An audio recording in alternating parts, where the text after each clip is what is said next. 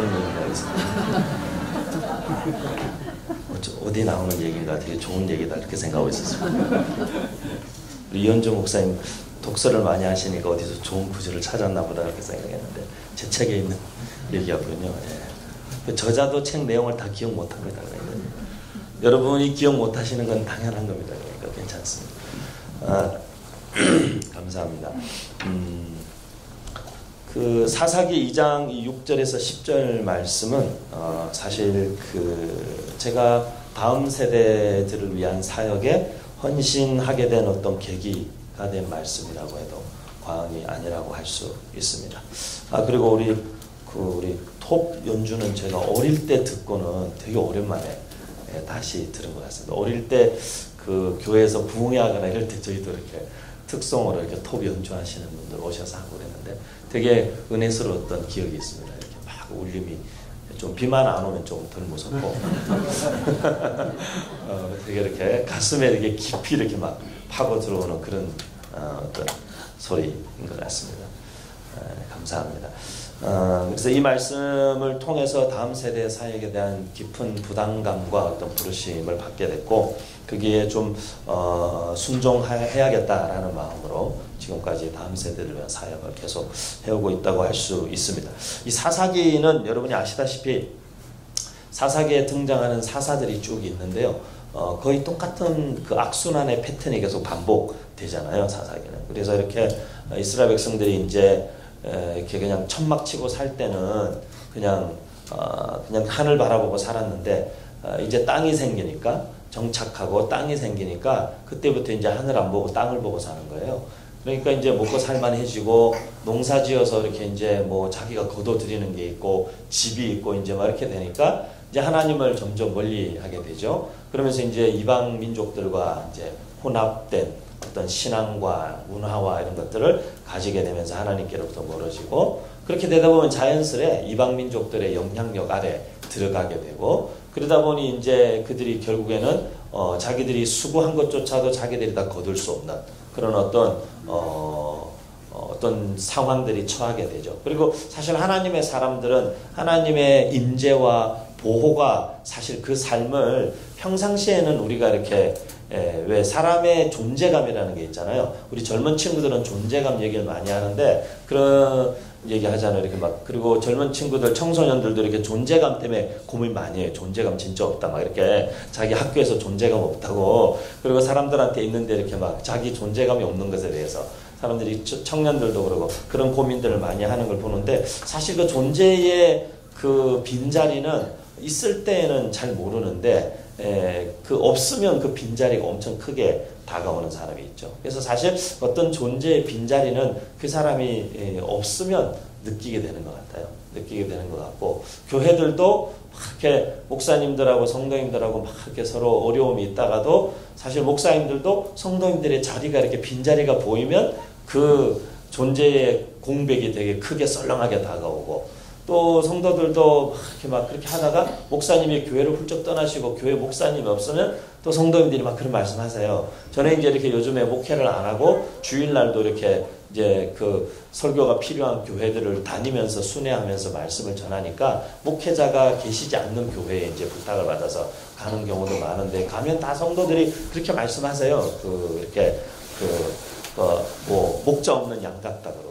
부모 없는 자식 같은 심장이라고 그러고 그런 말씀하세요. 그러면 제가 속으로 이제 있을 때 좀 잘하시지 뭐 이런 생각은 제가 하지만 그런 거잖아요. 사람의 존재감이라는 것은 이렇게 없으면 그 사람의 빈자리가 얼마만큼 큰지 있을 때는 잘 모르던 그런 존재감이라는 게 있죠. 근데 이스라엘 백성들에게도 사실 우리가 보면 우리의 일상이 늘 하나님의 인도와 보호하심 아래 있음에도 불구하고 우리가 평상시에는 그걸 잘 못 느끼는 것 같아요. 하지만 이제 그 하나님께서 자기의 얼굴을 성경에 뭐 신학적으로 그러면 얼굴을 가리우시든지 아니면 하나님이 마치 숨어 계시는 것처럼 느껴지든지 또는 어떤 이 영성에서 말하는 영혼의 어두운 밤이 찾아온다든지 그럴 때는 우리의 어떤 심령에 그 느껴지는 그 두려움과 불안과 마치 평상시에는 내가 별거 하지 않는데도 내 삶이 무언가에 의해서 보호받고 인도함 받는 것 같은 안정감이 있었는데 어느 한순간 내가 어떤 보호장치도 없이 모든 위험에 노출된 것 같은 그런 처지에 우리가 처하게 되죠. 근데 이제 이스라엘 백성들이 그렇게 무방비 상태로 영적 무방비 상태로 노출되어졌을 때에 그들의 삶에 소위 말하면 이방 민족들 또 외부의 어떤 세력의 영향력이 미치기 시작하고 자기들이 농사지은 소산조차도 다 빼앗기기 시작하고 그런 고통의 시간들이 찾아오기 시작하죠. 그럼 하나님을 다시 찾고 살려달라고 하나님께로 그제서야 이제 땅 보고 살던 사람들이 하늘 한번 보는 거죠. 그러니까 하늘 보면 하나님께서 사사를 보내셔서 이제 또 그 시대를 평안케 하시고 근데 또 평안해지고 먹고 살만해지면 또 이 사람들이 하늘 안 보고 땅 보는 거예요. 그걸 계속 반복합니다. 사사기는. 근데 그 반복하는 세대를 우리가 사사기 세대라고 이야기하는데요. 이 사사기 세대를 오늘 우리가 읽은 본문 10절에서는 다른 세대다. 이전과는 다른 세대가 나타났는데 그 세대가 사사기 세대가 돼요. 근데 이제 우리 한국적인 컨텍스트, 한국적인 상황과 이 사사기의 상황을 잘 보면 사실 거의 비슷한 역사적 맥락 속에 우리가 있어요. 이 사사기 세대들은 누구냐 하면 이 사사기는 요수아와 함께 이 땅에 들어온 사람들은 출애굽 2세대들이에요. 출애굽 1세대들은 요수아와 갈렙을 제외하고는 모세까지도 가나안 땅에 들어오기 전에 다 광야에서 죽었어요. 그리고 하나님께서 말씀하신 대로 광야에서의 불순종의 결과로 요수아와 갈렙만이 약속의 땅에 들어갈 수 있어요. 누구와 함께? 출애굽 2세대와 함께. 그래서 요수아 젊은 청년이었던 요수아가 이제 어느덧 장년이 되어서 그 출애굽 2세대들과 함께 가나안 정복 전쟁을 하는 거죠. 그래서 가나안 땅을 다 점령했어요. 이제 가나안 땅을 다 점령하고 이제 그들이 정착해서 살기 시작하는데 그들의 자녀 세대, 그 출애굽 3세대들에게 어떤 문제가 생겼어요. 근데 그게 무슨 문제가 생겼냐면 이 출애굽 3세대에 두 가지 문제가 있는데 오늘 읽은 본문 10절에 보니까 그 두 가지 문제가 이렇게 나옵니다. 그 세대의 사람도, 여기서 그 세대의 사람이란 요수아의 세대의 사람이에요. 출애굽 2세대가 다 조상들에게로 돌아갔고 이제 다 죽었다는 얘기죠. 그런데 그 후에 일어난 다른 세대는 출애굽 3세대를 뜻합니다. 다른 세대의 특징이 두 가지가 그 다음에 나오는데 첫 번째는 그들이 여호와를 알지 못했다. 그러니까 하나님을 모르는 세대가 이스라엘 민족 가운데 나타난 거예요. 그럼 두 번째는 여호와께서 이스라엘을 위하여 행하신 일을 알지 못했다.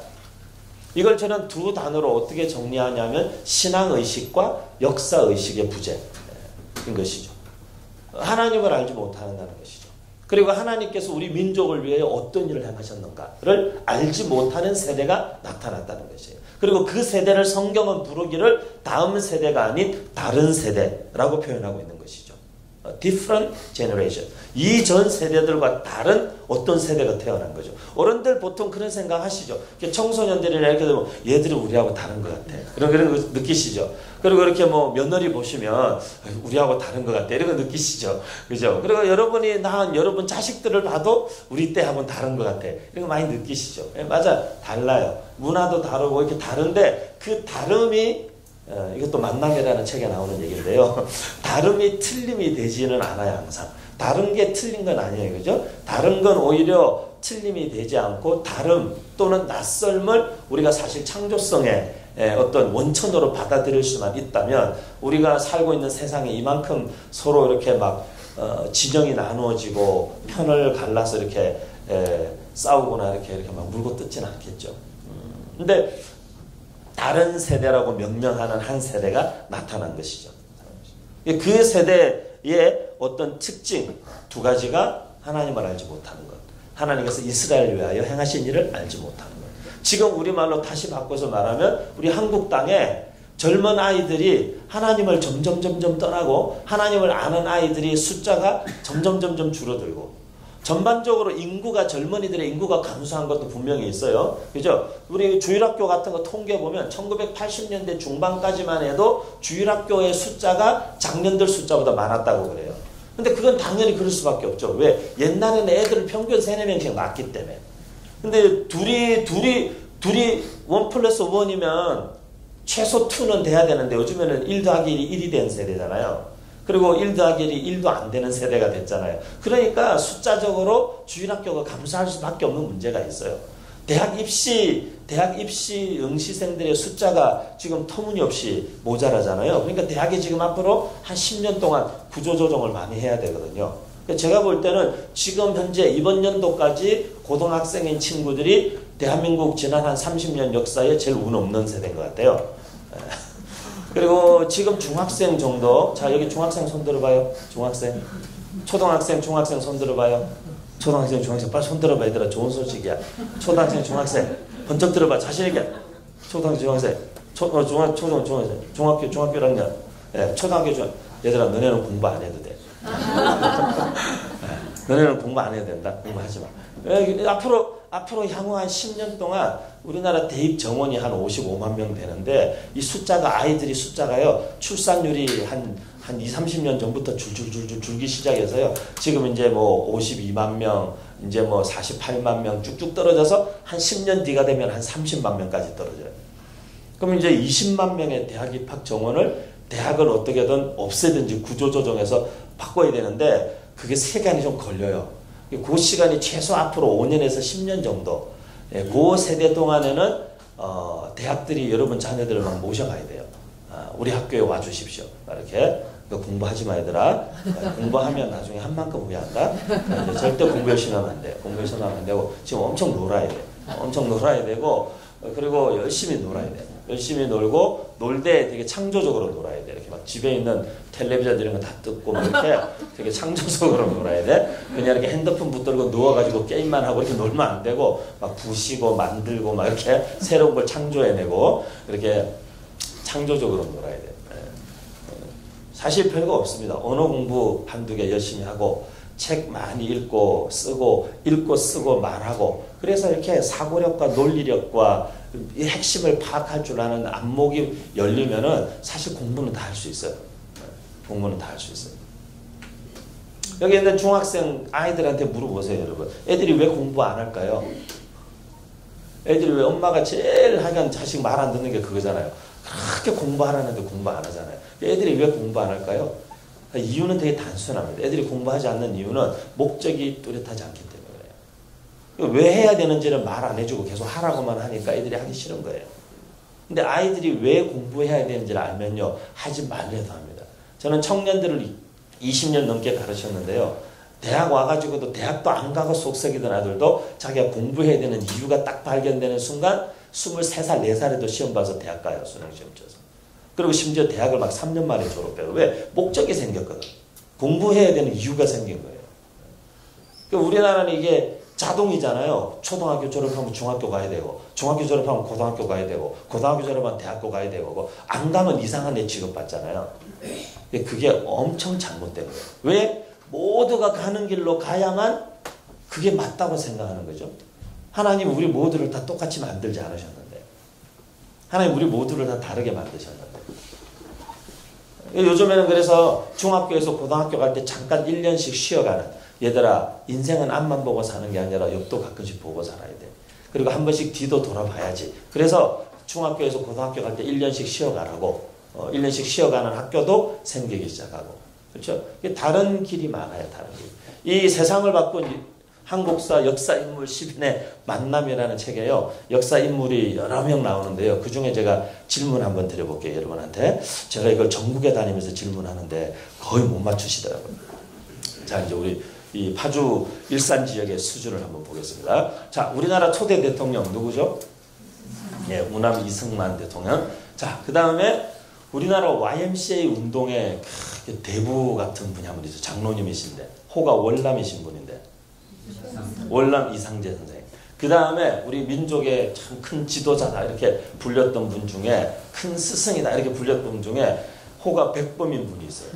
백범 김국. 네. 자 이제 문제는 여기부터예요. 자 우남 이승만, 월남 이상제, 백범 김국 이 세 사람의 공통점이 있어요.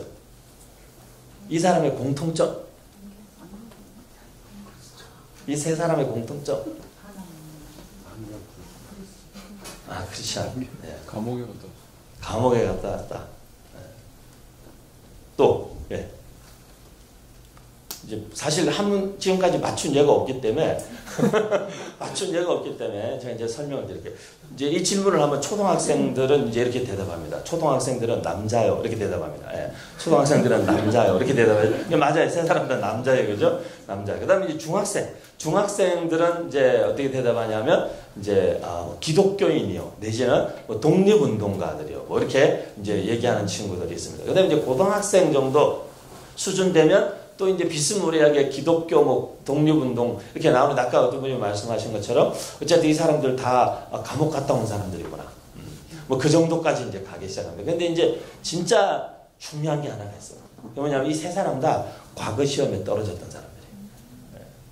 공부 정말 열심히 해가지고 과거 보려고 공부를 어려서부터 정말 열심히 했어요. 김구 같은 경우는 없는 살림에 정말 부모가 빚을 내고 친척들한테 도움을 받아서 자식을 이 김구가 공부 어릴 때 김창수 공부하고 싶어 하니까 장함이 창수 김구 이렇게 바뀌었는데 근데 이 공부를 시켰단 말이에요. 그리고 너무 공부하고 싶어 하는데 동네 훈장님이 안 계시니까 산 넘어 동네까지 공부하러 다녔어요. 그런데도 제일 일찍 왔다고 그래요. 제일 일찍. 그 정도로 열심히 공부했는데도 과거 시험에 떨어졌어요. 이승만 떨어졌고 김구 떨어지고 이상재 다 과거시험 떨어졌어요. 이유가 뭔 줄 아세요? 과거시험 떨어진 이유. 그렇게 열심히 공부했는데 왜 떨어졌을까요? 그렇게 열심히 했는데 왜 떨어졌냐면 입시 비리 때문에 떨어진 거예요. 합격자가 다 정해져 있어. 그리고 시험 치러 과거장 갔는데 옛날 과거장 그 사극 같은 데서 이렇게 보셨죠? 자리 이렇게 쫙 이렇게 깔아놓고 다 앉아가지고 다 여기 앞에 시제가 딱 내려오면 이 시제를 보고 이제 이렇게 글을 써내는 거잖아요. 근데 가니까 막 동네 훈장님이 남의 이름표 달고 와서 대리시험 치고 있고 막 난장판인 거예요. 합격자 다 정해져 있고. 그러니까 딱 거기서 백범은 이런 과거판에 내가 과거시험 쳐서 관직에 나갔는데 무슨 의미가 있겠냐. 백범 과거시험 집어치는 거예요. 그리고 월남 이상재 과거시험 집어치는 거예요. 근데 이제 이승만만 계속 이제 우남 이승만만 계속 이제 과거 시험을 봐요. 언제까지? 배제학당을 소개받을 때까지.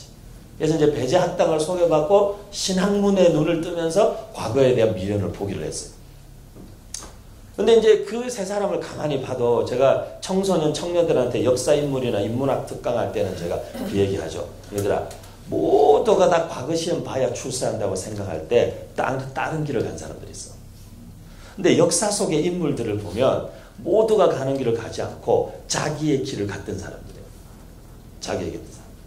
근데 하나님의 사람이란 뭐냐? 하나님의 사람이라는 것은 결국에는 하나님께서 그 시대에 자기를 불러주신 그 부르심의 길을 가는 사람이에요. 그저 모두가 다 하는 일, 남들이 다 하는 일, 그저 먹고 살기 편한 일, 그저 연봉이 많은 일, 그런 것이 아니라 하나님께서 무엇을 어떤 삶으로 나를 부르셨고 나를 하나님이 왜 지으셨고 나를 통해 하나님이 어떤 영광을 받으시기를 원하시는가 그거에 관심을 두고 그것에 자기의 삶을 드렸던 사람들. 그런데 그 사람들의 삶이 결국에는 남아요. 왜 남을까요? 그거는 남다르기 때문에 남은 거예요. 남다르기 때문에. 근데 우리 컨텍스트에 이 사사기가 적용이 되자면 그런 거예요. 우리 한국교회 복음이 들어온 지가 벌써 이제 한 130년 넘었어요. 130년 넘었는데 130년 세월이 지나가면서 우리 복음을 처음 받아들였던 그 1세대 분들이 다 하나님께로 갔고 그 믿음의 유업을 이어받은 2세대에 의해서 한국교회가 큰 부흥과 성장을 맛봤고 근데 그 한국교회가 큰 부흥과 성장을 맛보고 건물도 크게 짓고 하여간 한국의 기독교인이 뭐 5명 중에 1명은 기독교인이다라고 얘기하려고 1000만, 1200만을 이야기했었지만 지금 우리가 직면에 있는 현실은 실제 700만, 800만을 이야기하고 있을 뿐더러 앞으로 한 2030년 정도가 되면은 이게 250만에서 300만까지 떨어질 가능성이 굉장히 높다라고 기독교 미래학자들도 추측할 만큼. 더구나 지금 우리의 현실은 청소년들의 복음화율은 3%, 5%를 이야기하는데 그래서 미전도 종족이라고 불러요.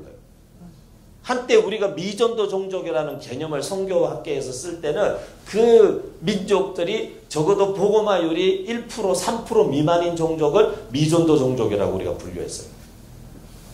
근데 지금 우리 한국의 청소년들이 미전도 종족이 되었어요. 청년들 대학생 캠퍼스의 복음화율은 7%, 9%로 얘기해요. 그리고 통계가 제가 25년 전에 미국에서 공부할 때 미국에는 그런 통계가 이미 나왔어요. 미국의 초중 고등학교 때 교회를 다니던 아이들이 대학을 가서 신앙을 떠나는 비율이 그때 당시 70%가 교회를 떠난다고 그랬어요. 근데 지금 우리 한국이 그 상황이 됐어요. 지금 우리 한국의 초중 고등학생들이 교회 잘 다니다가 대학을 타지로 가거나 대학을 다른 나라로 가거나 유학을 가거나 이렇게 됐을 때에 자기 스스로의 선택으로 교회를 혼자서도 출석하고 교회 공동체의 일원으로 하나님을 섬기고 하나님을 따르는 삶을 사는 자기 신앙을 갖고 있는 아이들이 비율이 30%가 안 된다는 거예요. 거의 대다수가 신앙을 떠난다는 거예요. 그리고 제가 이렇게 나름 전국에 그래도 다니면서 집회를 해보면 교회 중직자분들의 고민도 자식들이 신앙생활 안 하는 거예요. 심지어 교회 중고등부 부장집사님인데 자기 애는 교회 안 오는 거예요. 그런 고민들을 어딜 가나 들을 수 있어요. 기도 제목이라는 거예요. 근데 지금 우리 한국도 그 상황에 처했어요. 사사기에 나와 있는 이 세대처럼 하나님을 알지 못하는 세대가 나타나기 시작했어요. 그럼 우리가 뭔가에 실패하고 있다는 거예요. 교회가 번듯하게 건물도 존재하고 많은 행사도 존재하고 교회가 많은 일을 하는데 뭔가 교회가 중요한 것을 놓치고 있는데 그건 교회의 다음 세대를 잃어버리고 있다는 거예요. 교회의 다음 세대를 잃어버린다는 말의 의미는 뭐냐면 교회의 미래를 잃어버리고 있다는 거예요. 교회가 미래가 없다는 것이에요. 앞으로 사실. 저는 사실은 크게 걱정은 안 해요. 왜냐하면 좀 어제도 말씀드렸는데 긴 안목과 짧은 안목 그리고 짧은 호흡과 긴 호흡 그런 차이가 있는데 좀 긴 안목에서 역사를 공부하면 자꾸 긴 안목으로 많이 생각하게 되는데 긴 안목으로 봤을 때는 결국에 교회는 사실은 그 생명을 이어가고 결국에 교회를 통해서 주님이 승리하시고 주님이 성취하시고 그분의 뜻을 이루시기 때문에 걱정은 안 해요. 그렇게 막 지나치게 저는 비관적이진 않아요. 왜냐하면 주님께서 교회의 머리 되시고 교회의 생명은 그분께 달려있지 우리의 어떠함에 이것이 완전히 의존해 있지 않기 때문에 그래요. 그리고 오히려 너무 우리가 숫자 많고 돈 많고 건물 많아서 우리가 하나님을 멀리하고 인간들끼리의 종교 노름에 익숙해지고 종교적인 매너리즘에 빠지고 그런 신앙생활 할 바에야 차라리 좀 겨울에 춥고 여름에 더운 데서 예배하더라도 하나님을 전심으로 쫓고 정말 그럼에도 불구하고 하나님을 예배하고 그럼에도 불구하고 하나님께 나아오려는 자들이 모이는 게 차라리 나을 수도 있어요. 왜냐하면 영향력은 크기에서 오는 게 아니에요. 여러분 씨앗을 보면 씨앗이 크다고 생명력이 있는 게 아니에요. 씨앗은 크고 작은 게 중요한 게 아니라 그게 심었을 때 싹이 날 수 있는 그 안에 생명이 있느냐 없느냐 그 문제잖아요. 씨앗은 죽으면 그 심어도 싹이 안 나요. 근데 그 씨앗 속에 싹이 있으면 겨자씨 하나 같은 우리가 보기에는 겨자씨 이스라엘에서 그 겨자씨 같은 거 보잖아요. 맨날 이렇게 요만한 거 콩딱지도 안 되는 그 쌀 눈날 만한 그거 겨자씨 하나지만 그거 하나가 땅에 심겨져서 죽으면 그것이 싹이 나고 그것이 자라고 그것이 큰 나무가 되어서 많은 새들이 거기에 깃들이게 된다. 하지만 씨앗이 죽지 않으면 거기에서 생명이 태어나지 않는다. 그러니까 결국에는 씨앗의 본질은 뭐냐면 겉으로 보기에 이 씨앗이 얼마나 크냐 작으냐의 문제가 아니라 그 속에 어떤 생명력을 품고 있느냐. 그 안에 생명이 있느냐 없느냐. 그것의 문제라는 것이죠. 때문에 교회의 본질을 이야기할 때도 마찬가지라는 거죠. 교회의 본질은 어디에 있느냐. 교회가 크냐 작으냐의 문제가 아니라 그 교회에 생명이 있느냐 없느냐. 그 문제다. 교회의 생명이라는 것은 예수 그리스도요 그분의 말씀이기 때문에 하나님의 말씀이 우리에게 생명이고 예수가 우리에게 생명으로 주어진 것이고 예수가 우리에게 생명을 주시는 것이기 때문에 교회에 예수 그 생명이 있느냐 없느냐 그것이 본질이지 크냐 작으냐 그게 사실 본질이 아니에요. 그래서 교회는 어떤 건물 이런 것이 아니라 교회는 그 안에 있는 하나님의 사람. 교회는 그래서 건물이 아니라 하나님의 사람이야. 하나님의 사람. 그래서 우리가 이 건물을 보고 교회다 이렇게 얘기하면 안 돼요. 이거는 예배당이죠. 예배당. 그리고 이게 예배당일 수 있는 시간은 언제냐면 여기에 우리 교회가 있는 동안만 여긴 예배당인 거예요. 우리 교회가 나가면 여기는 금방 장례식장이 될 수도 있어요. 장례식장 옆에 결혼식장도 괜찮은데 이거는 건물이에요. 그냥 건물. 여기에 누가 들어와서 뭘 하느냐에 따라서 이 건물의 용도는 항상 바뀌는 거예요. 여러분 자꾸 이거 교회를 짓는다 그렇게 생각하시면 안 돼요. 교회가 사용할 건물을 짓는 거지 우리는 헌금해가지고 건물 빌딩 짓는 게 교회를 짓는 게 아니에요. 교회인 우리가 하나님을 예배하고 이웃을 섬기고 우리가 공동체로서 삶을 함께 누리기 위한 건물을 짓는 거지 교회를 짓는 게 아니에요. 사실. 근데 우리가 쓰고 있는 습관처럼 쓰고 있는 용어 자체가 우리의 신앙을 굉장히 사실은 왜곡되게 만들어요. 교회는 예수 그리스도를 머리로 하는 지체들의 연합이요, 성도요, 그리스도의 몸이지 건물이 아니에요. 여러분이 어디서 존재하든 여러분이 모여있는 예수 그리스도와 함께 예수 그리스도의 이름으로 모인 그곳이 교회가 되는 거예요. 저는 사실 학교를 전국에 4군데 하고 있는데요. 판교, 창원, 제주, 남양주, 그리고 내년에 시흥, 그리고 뭐 오산, 그리고 뭐 김포, 순천 이렇게 4군데 더 학교를 개교하는데요. 학교를 목사님 어떻게 학교를 그렇게 여러 군데다 세우세요? 어떤 사람 평생 학교 하나 세우기도 힘든데 별로 어렵지 않습니다. 왜냐하면 교회하고 똑같은 원리예요. 저는 학교를 세우는 게 아니고요. 사람을 키울 수 있는 공동체를 만드는 거예요. 제가 만남이라는 책을 왜 썼냐면요. 제가 좀 책 팔려고 그러는 게 아니에요, 여러분. 저는 책을 어제 들고 오지도 않았어요. 근데 찾는 분들이 계시니까 목사님이 저한테 책을 좀 어떻게 좀 몇 권 갖다 놓을 수 있으면 좋겠다고 그래서 오늘 출판사에 부탁해서 오늘 책을 여기로 보내달라고 그랬어요. 근데 저는 제 차에 제 책을 한 권도 싣고 다니지도 않아요. 어제 제가 집회 끝나고 나갔는데 어떤 집사님 저한테 오셔서 책을 좀 한 권 지금 살 수 있냐 그러는데 제 책을 저는 한 권도 들고 다니지 않습니다. 저는 책 장사가 아니니까요. 근데 제가 이 책을 왜 썼냐면요. 사실 몇 가지 이유가 있습니다. 첫 번째는 제가 서점에 자주 가는데요. 서점에 가보니까 너무 이렇게 스님들이 쓰신 책이 잘 팔리더라고요. 그래서 우리 모 스님이 쓰신 이렇게 멈춰설면 비로소 보이는 것 이런 거 베스트셀러더라고요. 그래서 제가 가면 생각을 해봤어요. 이 책이 왜 많이 팔리지? 사람들이 잘 안 멈춰서나? 갈 때는 안 보이는데 서면 보이는 거는 당연한 거 아니에요? 근데 왜 그걸 그렇게 많이 보는 걸까?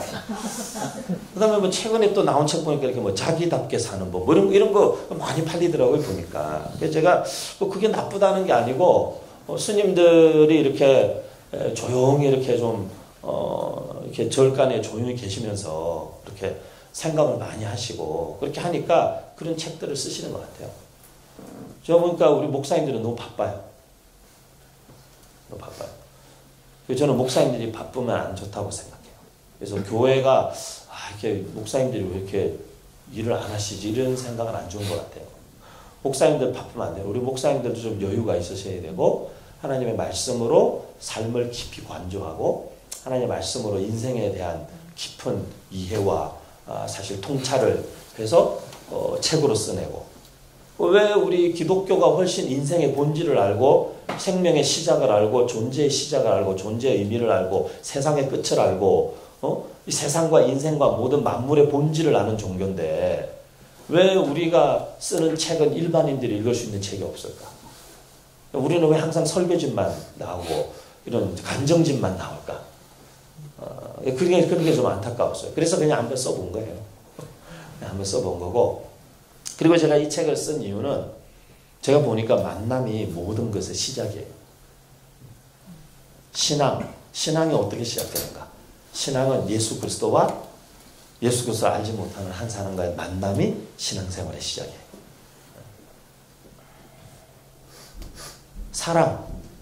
사랑의 시작도 만남이에요. 이 세상을 외로운 타인처럼 살아가는 두 존재가 만나고 그 만남 안에서 서로에 대한 사랑이 싹트고 그 사랑이 결국 그들을 가정을 이루게 하고 결국에는 사랑과 가정 이 모든 것의 시작도 만남이에요. 그래서 제가 청년들 여기 청년들 오늘도 보니까 여러분 계신데 청년들한테 자주 얘기합니다. 청년들이 연애, 결혼 이런 거 요즘에 어렵잖아요. 그죠? 더구나 이게 교회에 보면 형제들이 너무 없어가지고 거의 자매 형제 비율이 7대3 정도 평균 되거든요.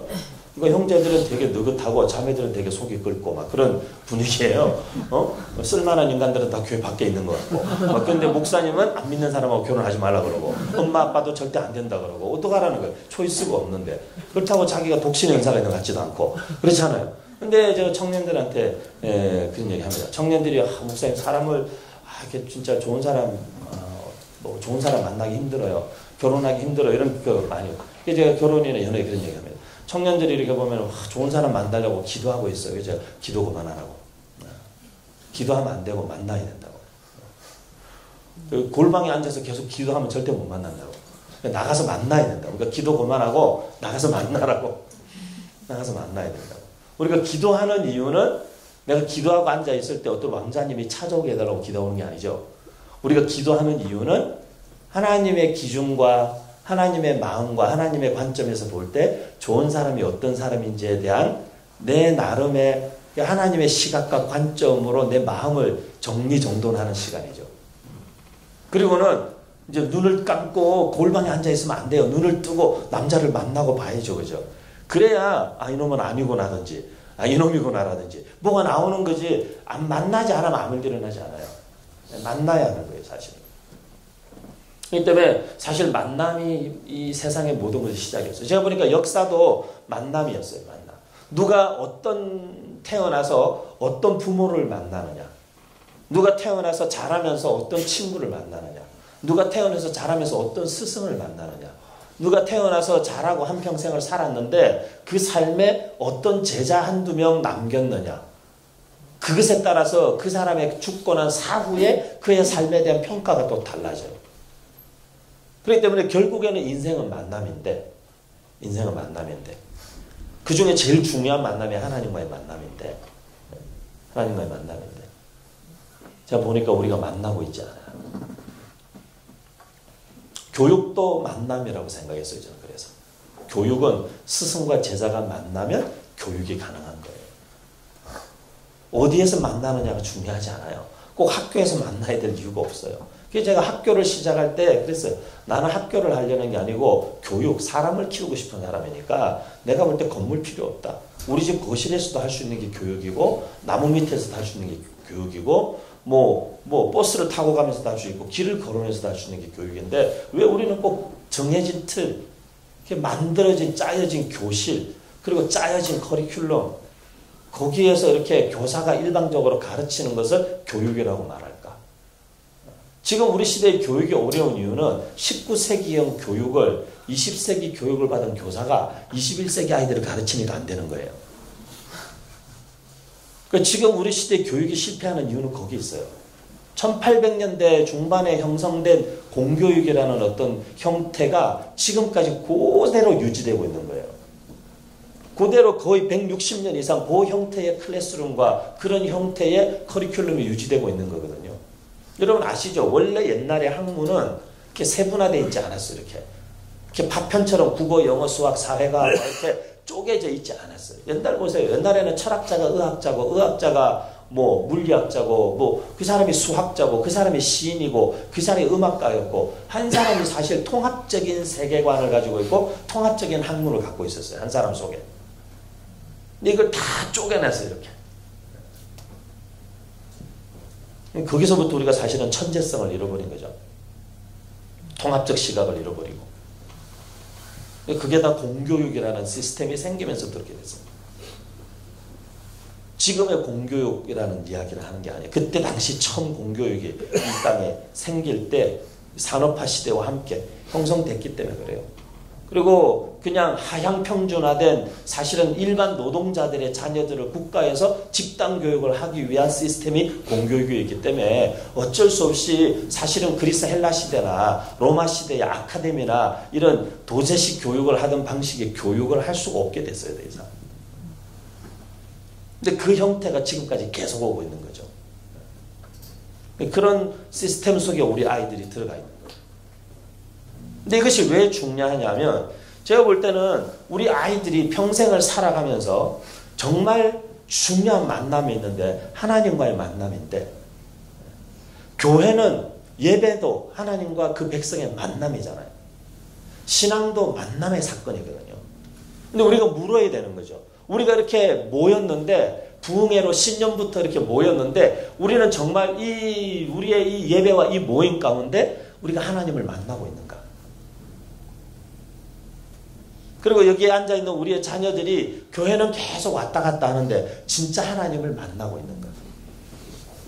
이 아이가 지금은 아직 어리고 초등학생, 중학생이니까 엄마가 가세고 아빠가 가자고 하면 와서 옆에 앉아있긴 앉아있는데 이 아이가 내 품을 벗어나고 내 품을 떠나서 자기 스스로에게 초이스라는 게 주어졌을 때 자기 스스로가 선택할 수 있게 되어졌을 때 그가 자기 스스로의 결단과 자기 스스로의 신앙으로 주님을 따르기로 결단할 것인가? 주님을 따르기로 결단하고 결심하고 믿음을 지켜나갈 수 있을 것인가? 이에 대한 과제가 앞으로 교회의 미래를 결정한다는 것이죠. 그렇기 때문에 결국에는 우리가 사람 키우는 일에 실패하면 교회도 실패합니다. 교회도 실패합니다. 그렇기 때문에 오늘 우리 시대의 교회는 사실은 하나님의 사람 키우는 일. 그것이 너무 중요한 시대적인 사명이 됐어요. 하나님의 사람 키우는 일. 숫자 중요하지 않습니다. 왜냐하면 역사 속의 인물을 보면요. 한두 사람 정신 똑바로 차린 사람들 때문에 역사의 큰 한 페이지가 다른 국면을 맞이하게 되거든요.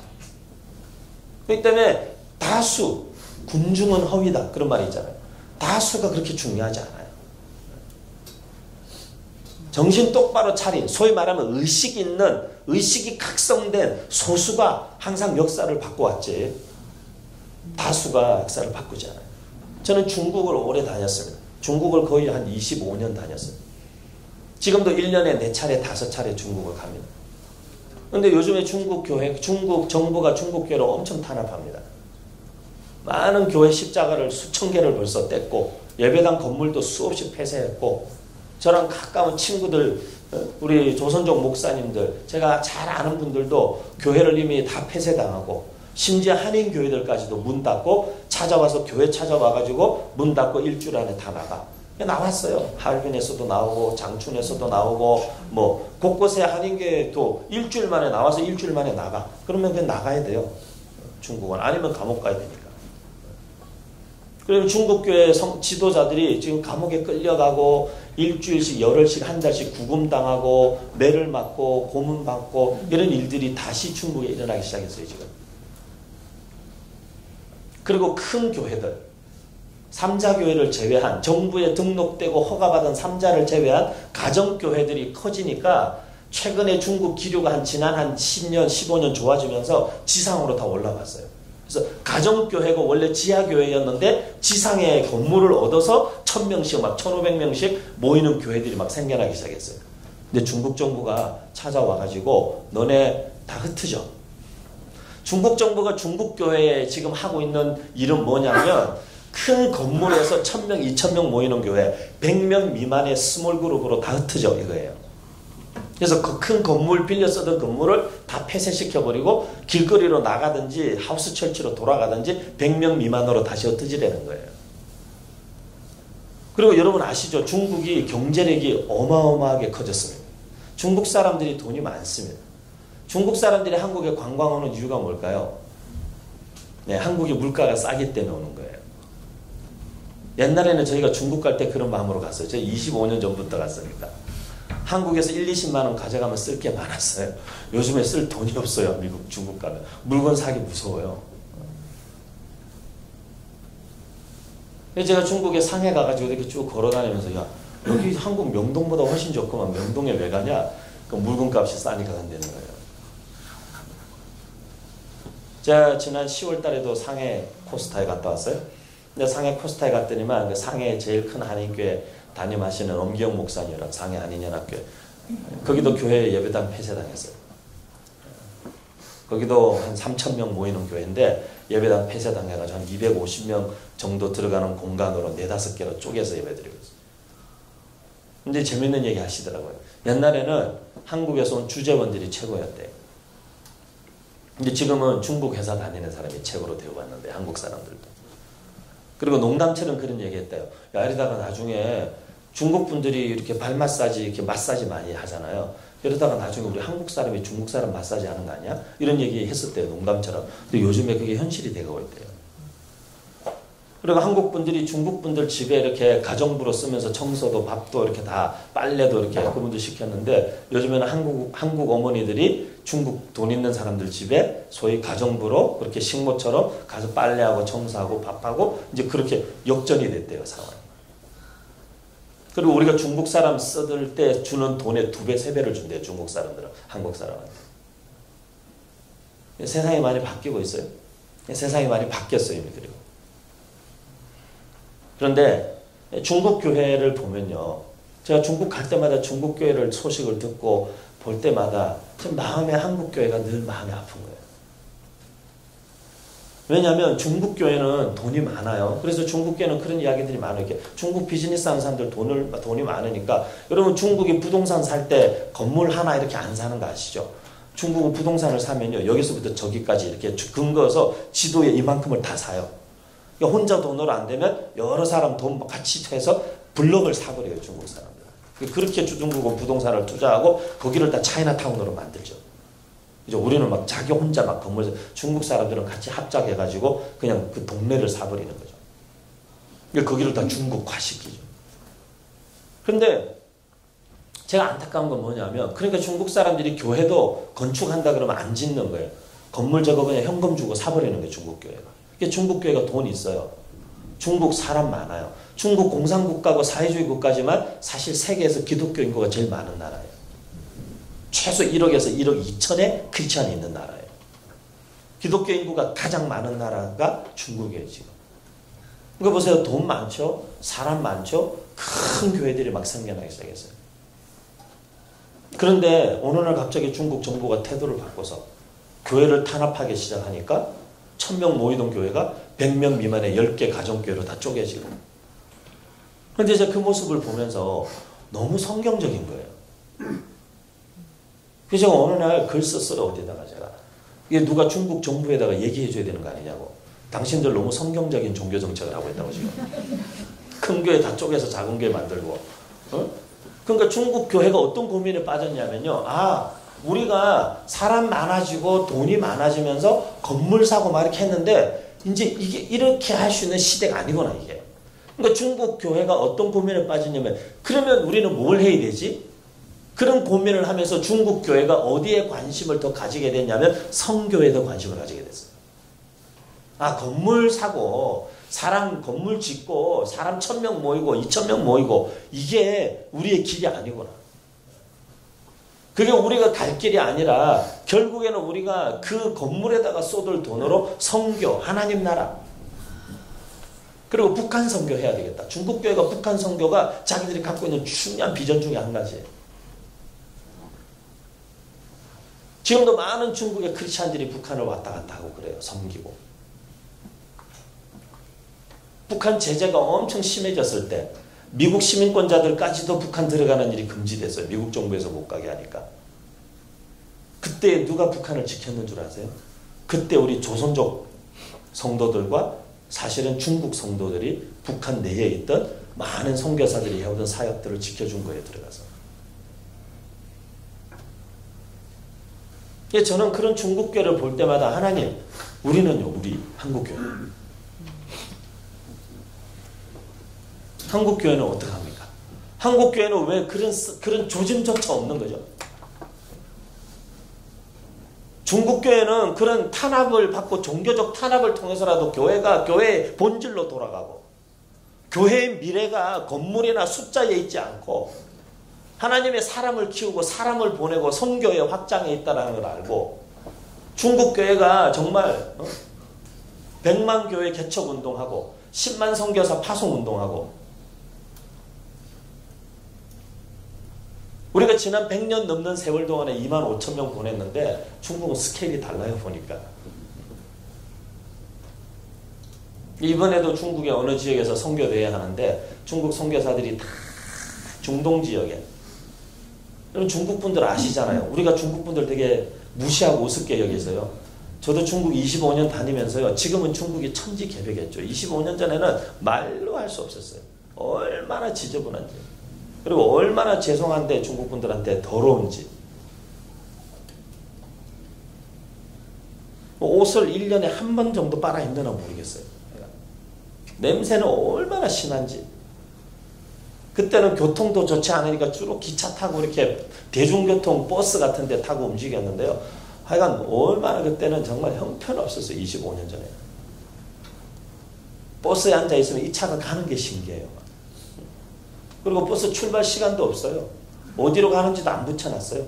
누가 막 중국말로 뭐라고 그러는데 잘 듣고 그냥 타야 돼요. 타면 언제 떠나느냐? 사람이 다 차면 떠나는 거예요. 출발 시간도 없고. 가다가 화장실에 가라고 내렸는데 화장실에 문도 하나도 없고 담도 하나도 없고 벽도 없고 다 뚫려 있고 거기서 5명, 6명 줄줄줄 앉아서 다 볼일 보고 있고 그런 게 일상화되어 있던 나라잖아요. 근데 그게 무시하는 게 아니고 제가요. 그분들이 그런 삶을 살았지만요. 그분들이 지금 선교지에서 그런 삶을 살면서 선교하니까 선교가 되는 거예요. 그게 뭐냐면 이분들은 못 가는 곳이 없어요. 그러니까. 제가 신기한 게 뭐냐면 중국에 보통 제가 5박 6일 보통 가 있는데 중국에 한 번 들어가면 5박 6일. 제가 이번 1월 달에도 21일 날 또 가는데 5박 6일 가는데 우리 한국 사람들은 캐리어를 끌고 다니잖아요. 중국 분은 까만 비닐봉지 하나 들고 다니는 거예요. 5박 6일 동안. 그리고 버스 기사 아저씨가 까만 비닐봉지 하나 들고 계속 왔다 갔다 하는 거예요. 그리고 우리가 중국에서 형님을 따그라 하잖아요. 따거. 이제 선교 같이 돕는 중국 현지 따거가 있는데 같이 중국 내지 이렇게 막 다니는데 한 2주간 다니는데 이분은 계속 까만 비닐봉지 하나 들고 다니는 거예요. 저는 여행 가방 끌고 다니고. 그래서 제가 되게 궁금했어요. 그 안에 뭐가 있나. 그 안에 아무것도 없어요. 그 안에 칫솔 하나, 치약 하나, 비누 하나 그거밖에 없어요. 아무것도 없어요. 진짜. 거의 씻지 않으시고요. 속옷은 그냥 일주일에 한 번 정도 빨아가지고 밤에 늘어놨다가 아침에 그거 다시 입고 나오고요. 그리고 한 며칠 그냥 입고요. 근데 그분들이 그 삶으로 그걸로 아무데든지 가서 거기 살면서 거기서 선교하는 거니까 이분들이. 어디든지 가시는 거예요.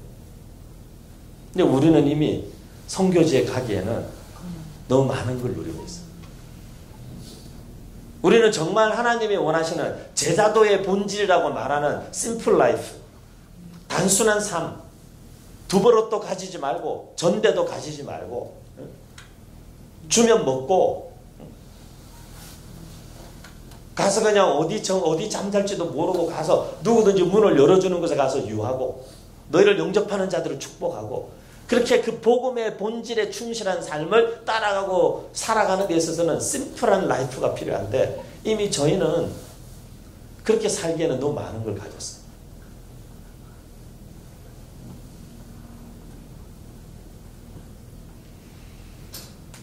우리는 앞으로 어디로 가야 되는 걸까요? 예, 저는 우리 여기 일산 파주 지역에 소위 말하는 작은 교회. 좀 다른 이름 없을까요? 좋은 이름? 작은 교회 말고 좀 다른 명칭 없을까요? 소형 교회 뭐 이런 것도 이상하고. 일산 파주 지역에 우리 네 교회가 정말 아름다운 이런 공동체와 같은 네 교회가 세워지고 여러분 다 몇 년씩 이렇게 해서 이렇게 오셨는데 여러분 우리는 앞으로 어떤 교회를 꿈꿔야 할까요? 여러분 어떤 교회를 꿈꾸세요?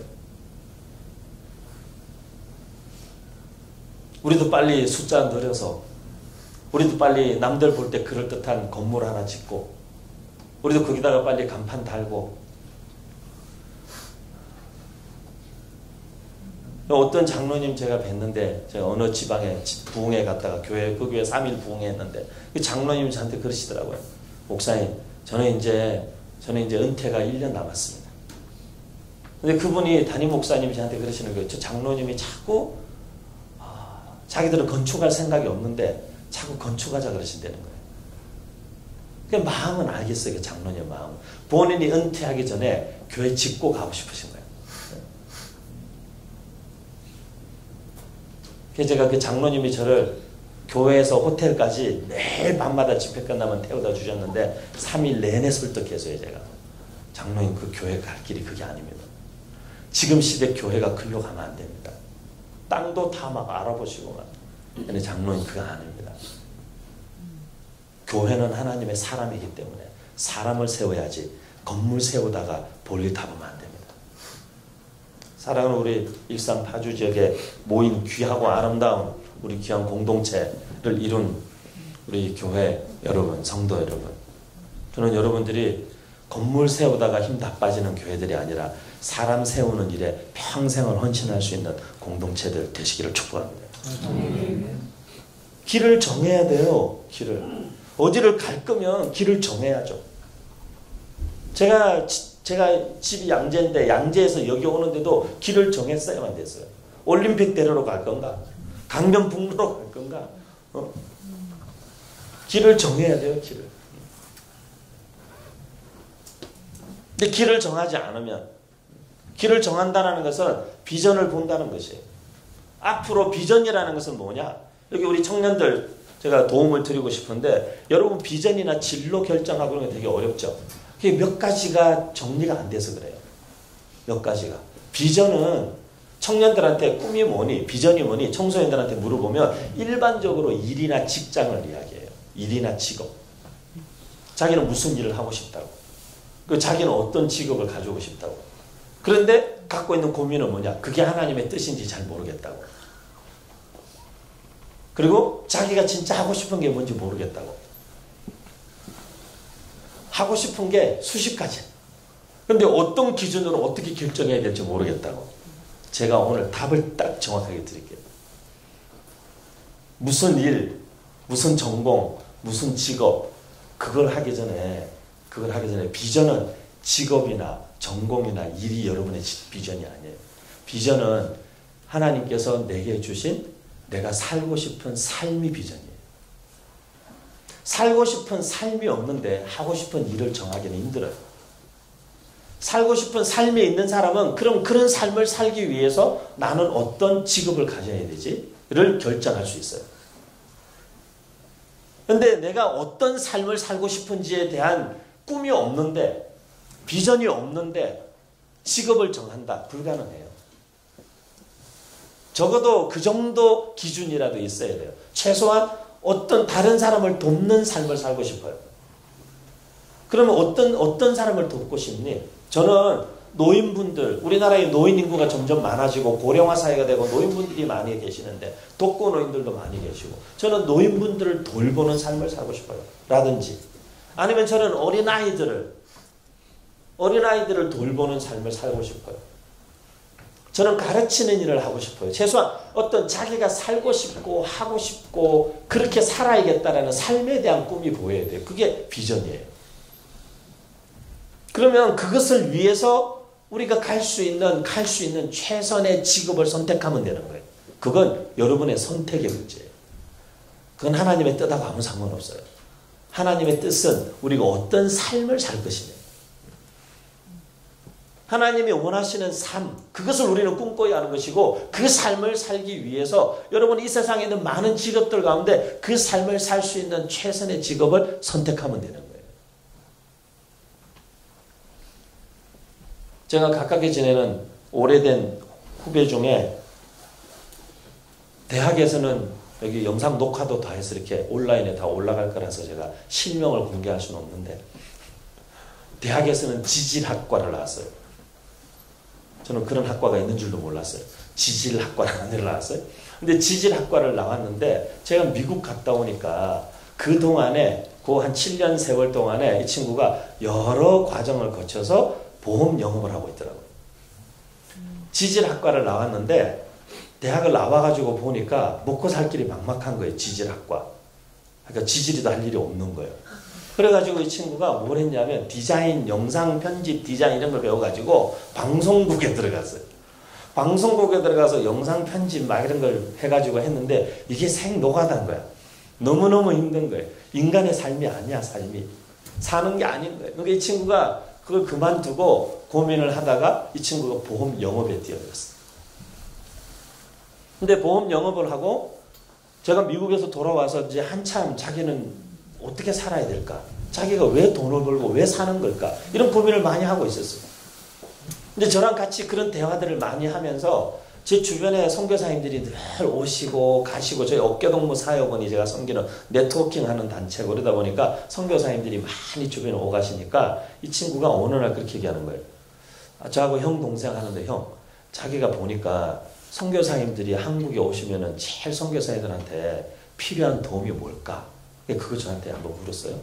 제가 이렇게 가만 보니까 저도 그러고 같이 고민을 해보니까 선교사님들이 한국에 오실 때 제일 필요한 도움은 숙소가 필요한 거예요. 숙소가. 왜냐하면 나가실 때 집도 다 정리하고 나갔기 때문에 한국에 오시면은 머물 곳이 마땅치가 않아요. 친척 집도 하루 이틀이지 동생 집도 하루 이틀이고 쉽지 않아요.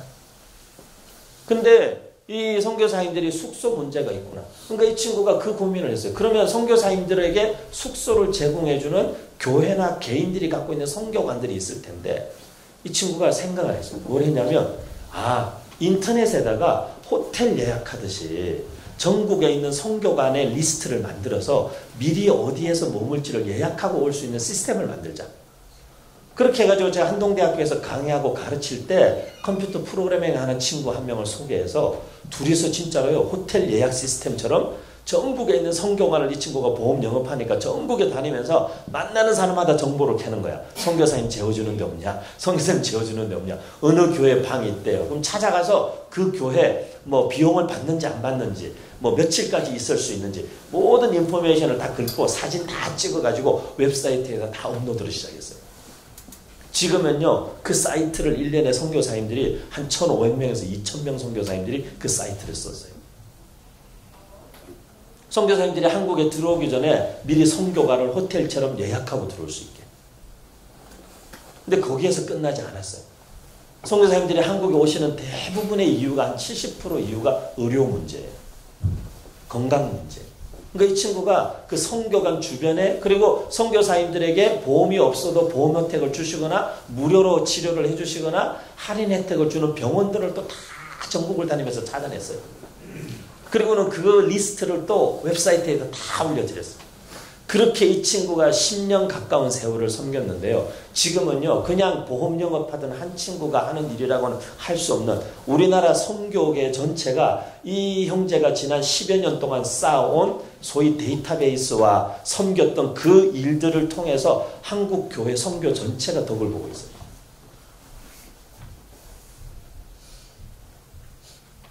사실 제가 볼 때는 지금 우리 시대의 교회들이 많은 일을 할 것이 아니라 정말 하나님이 원하시고 기뻐하시는 꼭 필요한 일을 하는 교회들이 필요한데 저도 그래서 강남에서 교회를 개척해서 쉽지 않았지만 귀한 분들의 후원을 받아가지고 강남에서 선교사님들을 위한 선교사 게스트하우스를 운영했어요. 처음에는 방 4개가 있는 큰 빌라를 빌려서 선교사님들을 무료로 일주일씩 2주일씩 머무시도록 해드렸고 그걸 하고는 그 뒤에는 아예 집을 방 2개짜리 3개짜리 집을 2채를 얻어서 한 집은 여성 한 집은 남성 선교사님들을 위한 게스트하우스를 월세를 500만 원씩 부담하면서 그 선교사님들의 게스트하우스를 역삼동에 와서 르네상스 호텔 앞에 리무진 딱 내리면 걸어서 5분 안에 올 수 있는 거리에 선교사 게스트하우스 1년에 300명에서 400명의 선교사님들이 머물고 가셨어요. 근데 제가 그 일을 한 6년 판교로 옮겨가기 전까지 계속 하면서 가장 많이 들었던 얘기가 너무 중요한 일을 하고 너무 필요한 일을 하신다는 거예요. 그런데 저보다 훨씬 더 큰 교회를 하는 분들이 그거 안 하는 거예요. 중요하고 필요하다고 하는데 본인들은 안 하시는 거예요.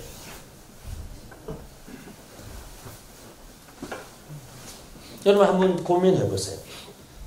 미래의 개인의 비전뿐만이 아니라 교회가 앞으로 어떤 교회로 존재할 것인가. 제가 볼 때는 여러분 큰 교회, 사람 많이 모이는 교회, 뭐 일 많이 하는 교회가 아니라 제가 볼 때는 하나님 보시기에 그리고 지금 우리 시대에 필요한 교회가 되는 게 중요해요. 지금 하나님께 한 영역에 있어서라도 귀하고 소중하게 붙잡혀서 쓰임받는 교회가 되는 게 중요해요. 지금. 많은 일을 하지 않아도 돼요. 한 가지라도 신실하고 충성되게 하나님 앞에 하나님께서 필요로 하시는 일을 섬기는 교회. 저는 그것만 해도 될 것 같아요. 우리 이현주 목사님하고 저하고 중간에 제가 굉장히 아끼고 사랑하는 후배 목사님 한 사람 있어요. 경기도 이천에 앉아가지고 도 닦고 있는 목사가 하나 있는데, 근데 제가 그 목사를 되게 귀하게 생각해요. 근데 우리 이 목사님 제가 귀하게 생각하는 이유는 뭐냐면, 경기도 이천에 자기 고향인데 서울에 나와서 사역하다가 고향으로 돌아갔어요. 근데 거기에 고아원이 있어요. 소위 말해서 보육원이 있어요.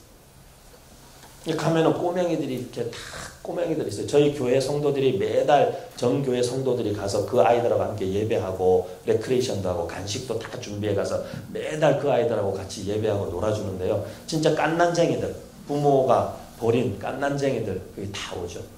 그 아이들이 중학교, 고등학교에서 성인이 되어서 보육원에서 나갈 때까지 거기서 자라는 거예요. 근데 이 친구가 경기도 이천에서 교회를 개척해서 그런 생각을 한 거예요. 어느 날 그러더라고요. 목사님, 이 아이들은 부모도 없고 가족도 없습니다. 근데 이 아이들은 고등학교를 졸업하면 떠나야 돼요.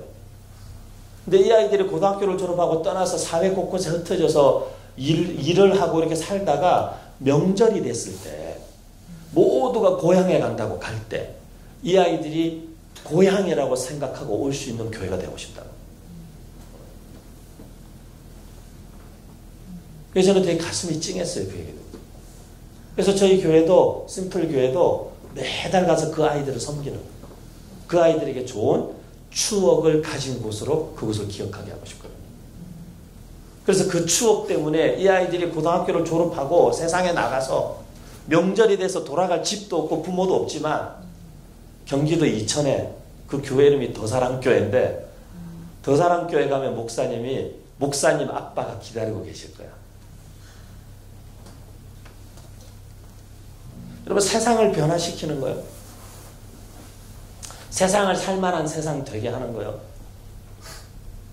대단하고 엄청난 비전과 대단하고 엄청난 일을 해서 세상에 변화되지 않습니다. 하나님 내게 주신 나의 작은 세상을 그리스도의 사랑으로 섬겨서 그 작은 세상이 변화되면요, 나로 말미암아 변화된 나의 작은 세상과 너로 말미암아 변화된 너의 작은 세상이 만나면 우리가 사는 세상이 살만한 세상 되는 거예요. 이 땅에 교회가 많은데 이번에 통계 보니까 55,000개. 옛날에 지금 대신책이라는 교단 설립자이신 김치선 박사가 28,000개 우물파라고 우리나라 동네마다 가서 우물을 팔아 교회를 세우라는 얘기했는데 28,000개가 아니라 지금 55,000개. 55,000개 교회가 너도 나도 다 한국을 다 바꾸겠다, 세계를 바꾸겠다 그러지 말고 여러분 때문에 파주, 운정, 일산, 또 어디입니까? 옆 동네 금곡, 여기가 여러분 때문에 살만한 세상 되게 하시는 그런 교회들 되기를 축복합니다.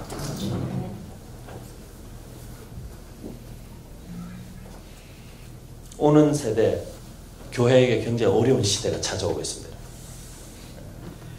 교회에게 어려운 시대가 찾아오고 있습니다. 중국 교회는 사회주의 국가이기 때문에 탄압과 핍박이 있어서 그런지 모르지만 제가 볼 때 우리 한국 사회는 사람들의 심령이 강팍해지고 하나님을 멀리하고 사회 문화적으로 교회에게 어려운 시기가 찾아오고 있어요. 앞으로 우리에게 남은 과제는 그거예요. 한국교회가 계속 여러분이 섬기는 귀하고 아름다운 공동체가 계속 유지되기 위해서는 이 신앙이 다음 세대들에게 바르게 전수되는 것. 그리고 큰 무슨 대단한 꿈, 그게 아니라 우리 교회가 이 땅에 존재해야 되는 이유가 분명한 교회. 그리고 우리 교회 때문에 우리 교회가 있는 그 주변이 매일 어쩌면 울음만 넘치는 장례식장이 있는 이곳에 교회가 옆에 있지만 이 죽음의 현장인 장례식장 옆에서 끊임없이 부활의 소망을 이야기해야 되는 소망, 그 사명을 가진 교회. 그렇게 우리가 이 땅에 존재하는 이유를 계속적으로 하나님 앞에서 확인하고 내게 주어진 그 시대에 대한 책임을 회피하지 않는 그런 교회가 필요한 시대가 왔어요. 어제도 말씀드렸지만 여러분, 교회는 우리 생각보다 큽니다. 교회는 넓고 긴 시각에서 보면요, 교회는 목사 한 사람이 어떻게 한다고 개판친다고 속된 말로 하나님의 나라가, 하나님의 교회가 어떻게 되지 않습니다.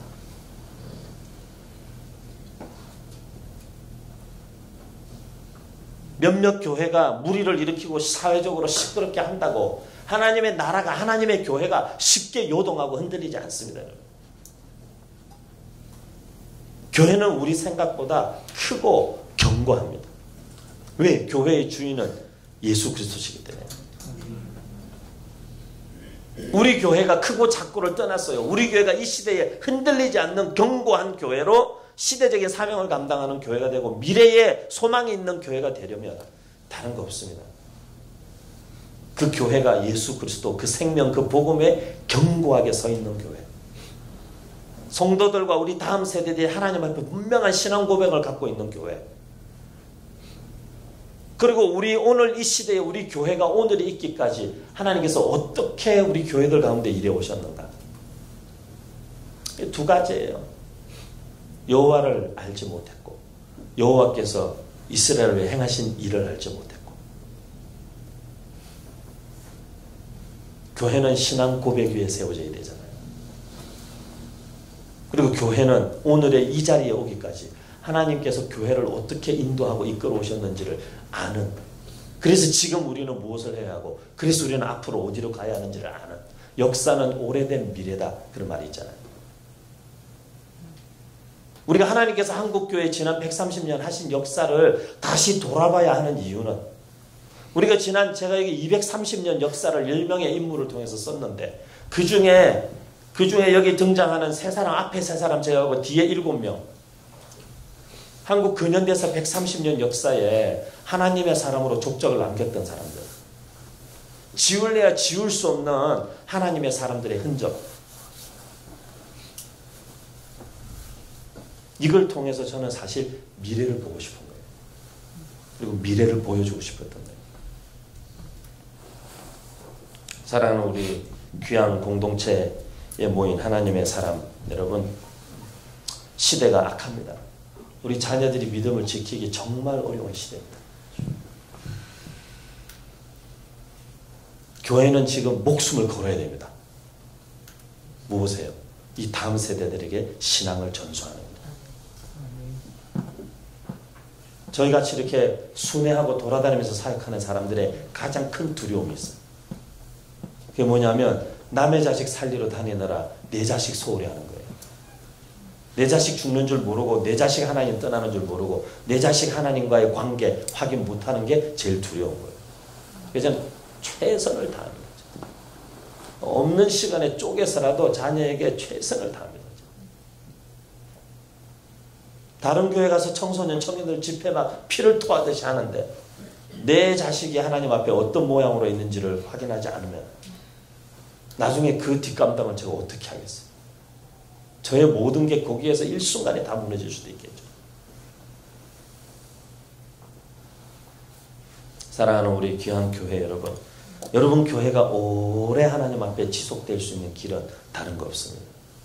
하나님의 사람 계속 세우고 남기면 되는 겁니다.